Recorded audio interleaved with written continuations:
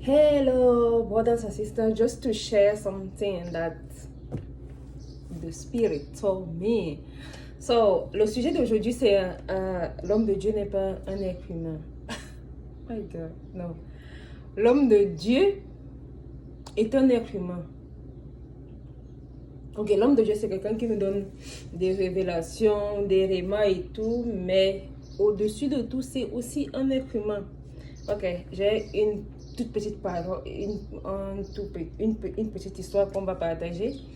C'est lorsque Jésus demande aux disciples, qui suis-je? Et Pierre dit, tu es le Christ, le Fils du Dieu vivant. Et Jésus lui dit, écoutez ce que Jésus lui dit. Jésus lui dit,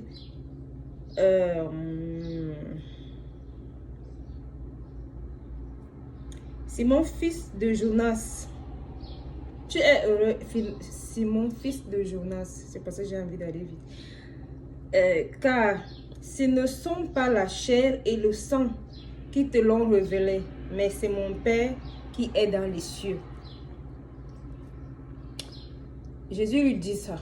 Et puis il continue en lui disant, tu es Pierre et sur cette pierre je bâtirai mon église.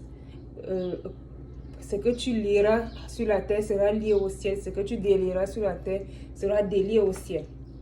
Et maintenant, quelques temps après, lorsque Jésus parle de sa mort, la Bible dit que Pierre le tire à côté et il le reprend. Il lui dit, Seigneur, cela ne t'arrivera pas. Et là, Jésus se tourna et lui dit, écoutez ce que Jésus lui dit. Arrière de moi, Satan, tu mets en scandale, car tes pensées ne sont pas les pensées de Dieu, mais celles des hommes. Ok, qu'est-ce que ce passage nous dit? Ce passage nous dit que un homme de Dieu, parce que Pierre était un homme de Dieu.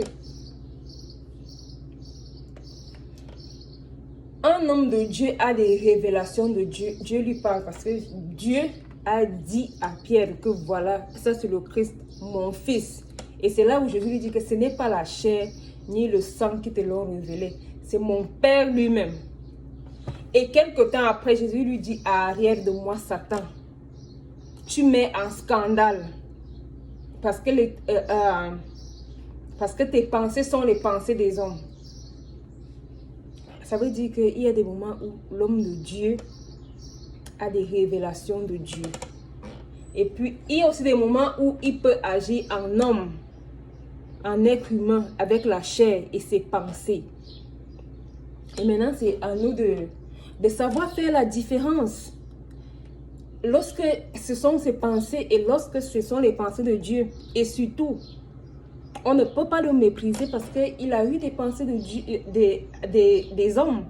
Ou encore, on ne doit pas l'adorer parce qu'il a les pensées de Dieu. Parce que c'est ça la différence. Lorsque un homme de Dieu sort des rémas et des prophéties de ceci, on commence à l'adorer comme s'il est Dieu. Et ça fait que tout ce que cet homme va dire, que ça soit de sa propre chair ou de sa pensée, les gens vont seulement obéir parce qu'ils vont se dire que c'est un homme de Dieu. Non. Un homme de Dieu a aussi parfois les pensées de sa chair, ses propres pensées, les pensées de son intelligence. Et maintenant, c'est à nous de discerner quand est-ce que c'est Dieu et quand est-ce que c'est l'homme. Et la même chose, et c'est pour ça que Paul disait souvent, cette fois-ci, c'est pas moi qui dis. Lorsque Paul parlait du mariage, attendez, lorsque Paul parlait de, oh my God, j'ai pas envie de perdre le temps. Ok, je vais pas lire. Lorsque Paul parlait du mariage oh my God, ok. Oui, si vous lisez la partie où Paul parle du mariage, il y a des moments où il dit, cette fois-ci, c'est pas moi. Ok, cette fois-ci, c'est pas moi, c'est Dieu. Et puis, il y a aussi des parties où il dit, cette fois-ci, c'est pas Dieu. En fait, c'est moi qui le dis. Au sujet où il dit que si si un homme épouse une femme non croyante, l'homme croyant peut tirer sa femme, ainsi de suite. Il dit, c'est pas Dieu, mais là c'est moi. Donc, il faut que nous puissions discerner cela. Et il y a aussi un autre passage dans la Bible là où Anne était en train de prier parce qu'elle voulait un enfant et sa copine se moquait d'elle. Et maintenant, l'homme de Dieu la trouve en train de prier. Et l'homme de Dieu lui dit, Anne, fais passer ton ivresse. Tu es saoul et tout. Donc, l'homme de Dieu la considère comme une femme qui a bu et tout, une soulade. Et maintenant, quand elle dit à l'homme de Dieu que non, je ne suis pas saoul, je n'ai même pas mangé depuis, je n'ai même rien bu.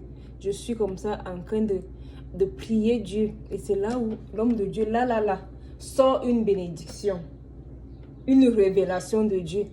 Il lui dit, ce que tu as demandé, tu vas le recevoir.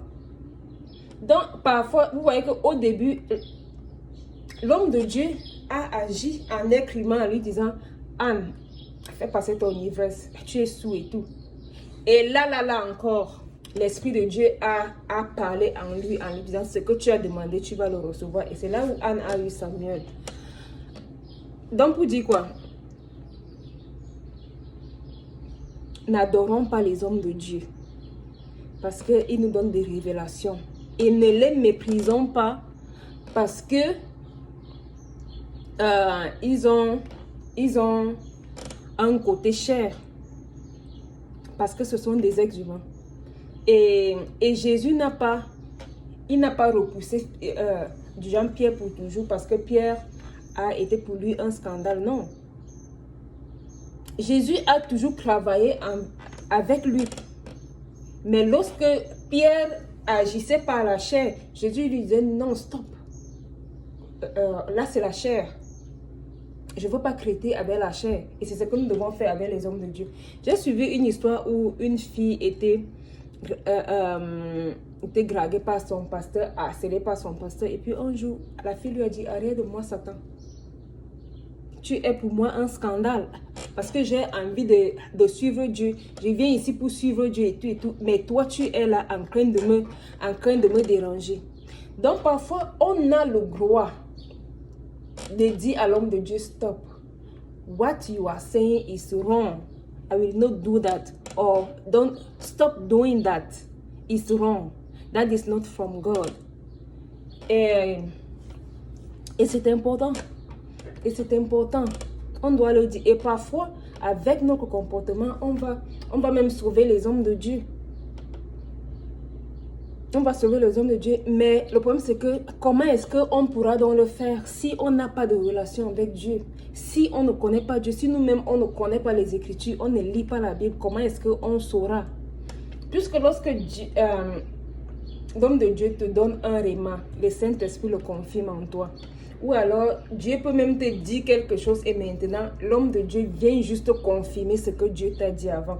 Et maintenant, quand toi, tu n'as pas de relation avec Dieu, parce que parfois, nos relations avec Dieu, on le met sur le pasteur. Donc, c'est le pasteur qui est l'intermédiaire entre Dieu et nous. Et maintenant, on adore le pasteur, on suit le... Non, ce n'est pas le pasteur. On ne va pas appeler le pasteur quand le jour du jugement pour toi. Le pasteur ne sera pas là. Le pasteur aura son jugement à toi. Nous aussi, on aura notre jugement à nous. Et maintenant, c'est nous-mêmes qui devons préparer du genre notre jugement lorsque Dieu viendra pour nous juger.